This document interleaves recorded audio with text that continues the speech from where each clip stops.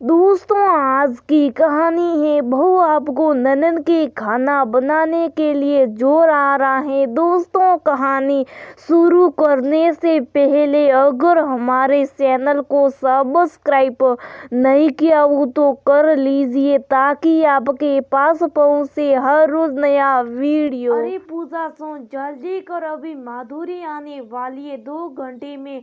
तो जल्दी से आलू उबालने के लिए चढ़ा दे। माधुरी यही खाना खाएगी। उसके बच्चों ने फरमाइश की है कि वो आलू के पराठा खाएंगे। आज तो तू जल्दी से आलू उबाल कर मसाला बना कर तैयार रख। पूजा ने अभी अभी घर के सब लोगों का खाना बनाकर किचन की सफाई कर दी थी और कुछ देर कमरे में आराम करने के लिए जा रही थी। माधुरी के आने का सुनती पूजा थोड़ा गुस्से में आ गई, पर अपने गुस्से को कंट्रोल करके बोली, ठीक है माँ जी, आलू उबालने रखती हूँ। पर माँ, दीदी को आना ही था तो पहले बता देते, सुबह उनके हिसाब से खाने की तैयारी कर लेती। मैंने तो अभी अभी सारा खाने का काम खत्म किया। पूजा की सास थोड़ा नाराज होते हुए बोली, आज दामाद बाबू लंच पर नहीं आएंगे खाना खाने के लिए। उन्होंने माधुरी को थोड़ा देर से बताया था तो माधुरी ने इधर आने का प्रोग्राम बना लिया। क्यों पूजा, तुझे जोर आ रहा है कि अपनी ननद के लिए खाना बनाते हुए? अरे तेरी ननद को तो कभी कभी आती है, मेरी ननद तो हमेशा अपने मायके में ही रहती है। फिर भी मजाल आपने कभी उनकी किसी भी काम के लिए यूं तेरे जैसे बड़बड़ करके काम किया हो? पूजा ने चुप होने में भलाई समझी। एक बार मन तो किया बोल दे कि हाँ, जोर आ रहे मुझे, आप ही बना लो ननद रानी का खाना, क्योंकि अब मैं हर रोज ननद रानी का खाना बनाते बनाते और साथ में घर के जाने के लिए उनका टिफिन पैक करते करते थक गई हूँ। कोई कभी कभार की बात हो तो समझ में आता है, कोई दिक्कत नहीं होती किसी काम की वजह से अपनी ननद रानी का खाना बनाने में।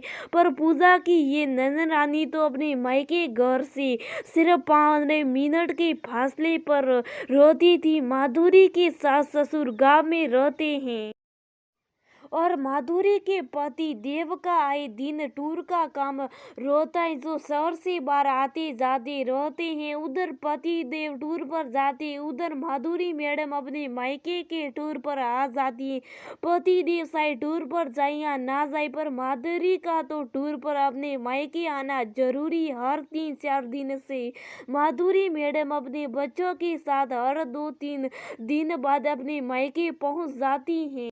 घर से निकलती अपनी माँ को अपनी मनपसंद का खाना बनाने के लिए बोल दिया जाता है और शाम को जाते भी यहाँ तो खाना खा लेती, नहीं तो जाते भी सब लोगों का टिफिन पैक करा कर ले जाएगी। अपनी नई नई शादी के शुरुआती दिनों में पूजा ने बढ़ चढ़कर अपनी ननद माधुरी के स्वागत करने में कोई कमी नहीं छोड़ी। अपने हाथों की लजीज व्यंजन से ननद रानी और उनके बच्चों का दिल जीत लिया। पूजा की इस विवाह से ननद रानी की तो बल्ले बल्ले हो गई। माधुरी और माधुरी के बच्चे आते, खाना खाते और साथ में टिफिन पैक करा के ले जाते। अपनी तारीफ के मिठास में डूबी पूजा टिफिन यूं भर भर के पैक करती कि माधुरी को दूसरे दिन नाश्ता भी नहीं बनाना पड़ता था। माधुरी बचा हुआ खाना दूसरे दिन नाश्ते में सबको डाल देती।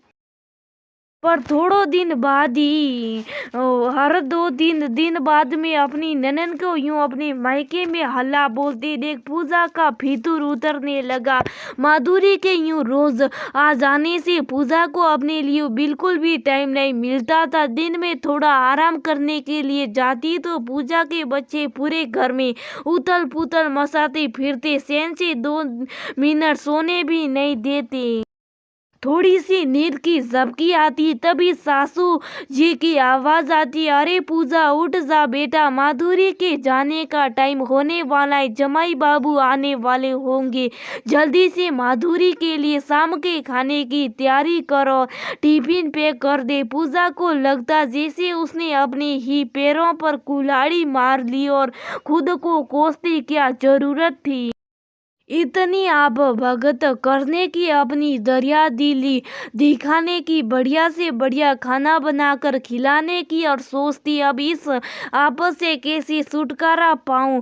बस अपनी मन में बड़बड़ करके रह जाती, क्योंकि सासू जी के आगे उनके बेटे का भी मुंह नहीं खुलता था। अपने पति गौरव के आगे माधुरी के ऊपर बड़बड़ करके अपनी भड़ास निकालती।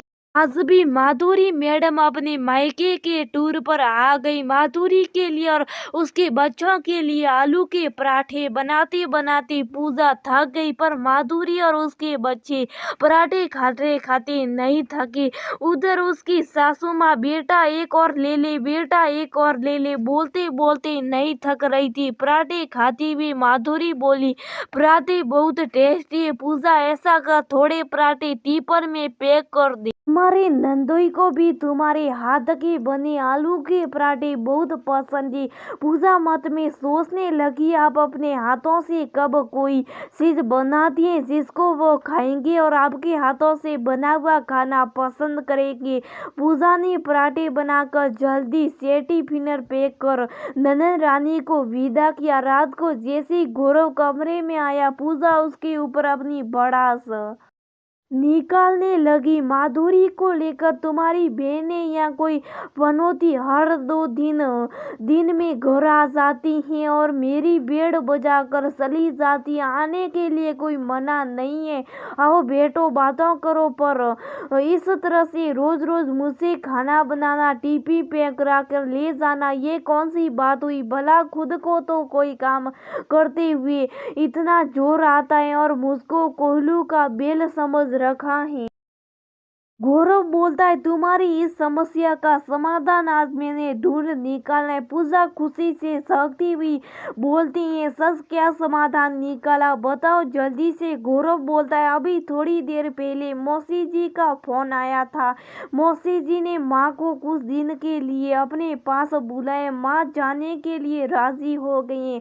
माँ 2 दिन बाद मौसी जी के घर रहने के लिए जाएगी। गौरव की बात सुनकर पूजा का मुंह मुरझा गया और वो बोली, तो ये क्या समाधान है? माँ की मौसी जी के घर जाने के क्या समाधान निकलेगा? इस चीज का गौरव ने अपनी बीवी के गले में बाहें डाली और उसके कान में कुछ फुसफुसाया, जिसको सुनकर पूजा के चेहरे पर रौनक सी आ गई। 2 दिन बाद पूजा की सास अपनी बहन के पास चली जाती है। उसके दूसरे दिन माधुरी का फोन आता है, भाभी आपका मन नहीं लग रहा होगा। माँ बोलकर गई थी कि मैं आपका मन लगाने के लिए घर पर आ जाऊं। माधुरी उधर से कुछ इसके आगे बोलती, तभी पूजा फटाफट बोलती है, हाँ माधुरी, सासू माँ ने मुझे भी बोला था कि तू कभी कभी माधुरी के चली जाया करना। तो माधुरी, मैं आ रही हूँ आपके घर आपके भैया के साथ। आपके भैया मुझे आपके घर छोड़ते हुए ऑफिस निकल जाएंगे। आप ऐसा करो, जल्दी से अपनी भैया के मनपसंद के गोभी के पराठे बनाकर तैयार रखो। तुम्हारे भैया का लंच वहीं से तैयार रखना और मेरा खाना भी वहीं बना लेना, दोनों साथ में खाएंगे आज। और ऐसा बोलकर फटाफट फोन रख दिया।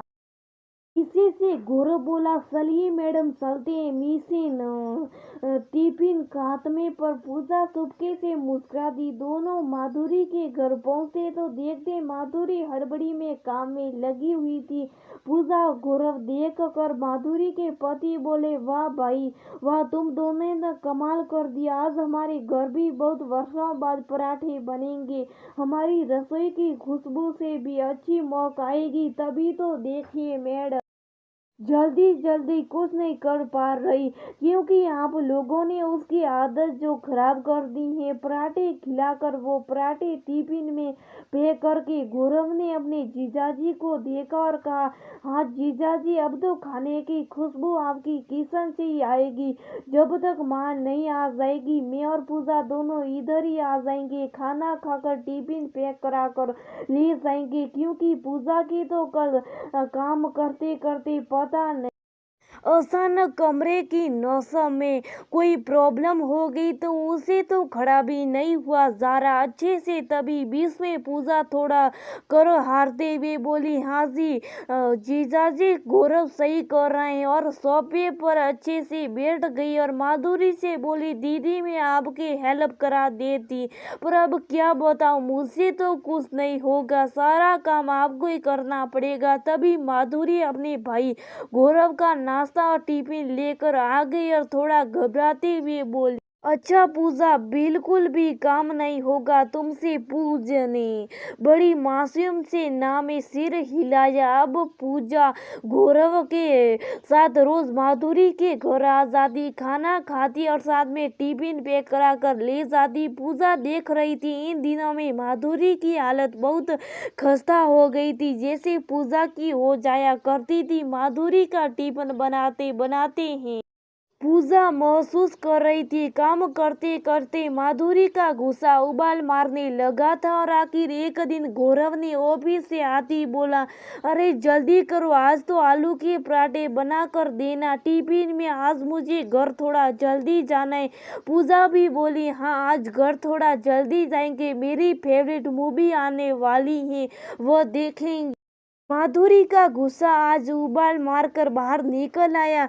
वह गुस्से से अपनी भाभी से बोली, भाभी मुझसे आपका टिफिन नहीं बनता, आपको दिख नहीं रहा, कितने दिनों से मैं अकेली काम में लगी हुई हूँ, आप आराम से मजे लेकर टीवी देखते रहते हो, सारे दिन भर काम वाली बाई की जैसी हालत बना दी मेरी भाभी। खाना तो आप घर पर बनाकर भी मेरे पास आ सकती हो, शाम को वापस जाकर भी बना सकती हूँ, मेरा पूरा दिन खाना बनाने में निकल जाता है। माधुरी की बात को बीच में काटता हुआ गौरव बोलता है, वाह दीदी वाह, आज 4-5 दिनों में इतना परेशान हो गई। पूजा को तो देखो, वह तो पिछले 5 सालों से आपका खाना बनाना और आपका टिफिन पैक करने में लगी हुई है। मुश्किल से सप्ताह के कोई 2 दिन ऐसे गुजरते होंगे जब आप घर पर ना आई हो और टिफिन पैक करा कर और खाना खाकर ना गई हो। पूजा का भी पूरा दिन बस आपकी खातिरदारी में गुजर जाता है। अब बस आपको महसूस हुआ रिश्तों में उतना ही बोझ डालना चाहिए जितना वो संभाल सके, बिना फालतू और बिना वजह का बोझ रिश्तों को भी बोझिला बना देता है। चाहे वो बोझ किसी भी रूप में डाला गया हो, घर आइए कोई मना नहीं। आपको रिश्तेदारी और खातिरदारी तीज त्योहार और कुछ मौके पर ही अच्छी लगती है। अब खातिरदारी रोज रोज कोई भी करेगा तो यूं ही उब जाएगा। माधुरी अपने भाई की बातें सुनकर शर्मिंदा हो गई और अपनी भाभी के गले लग गई और बोली, माफ करना पूजा, मैंने अपनी जिम्मेदारियां तुम्हारे ऊपर डाल दी और तुमको हमेशा बिना वजह परेशान किया, पर अब से मिलना तो हमेशा चलता रहेगा, पर टिफिन की जगह आपके साथ बिताए हुए पल पैक करा कर लाऊंगी जिनको मैंने कभी बिताया नहीं तुम्हारे साथ, बस तुमको किचन में घुसाए रखा। तभी गौरव की जीजाजी आ जाते, वो बोलते, शुक्रिया साले साहब, अब से हमको हमारी बीवी के हाथों का खाना खाने को मिले। और सब मुस्कुराने लगते। उधर पूजा गौरव का आंखों ही आंखों में शुक्रिया अदा कर रही थी। बिना रिश्ते खराब हुए माधुरी को बात समझ में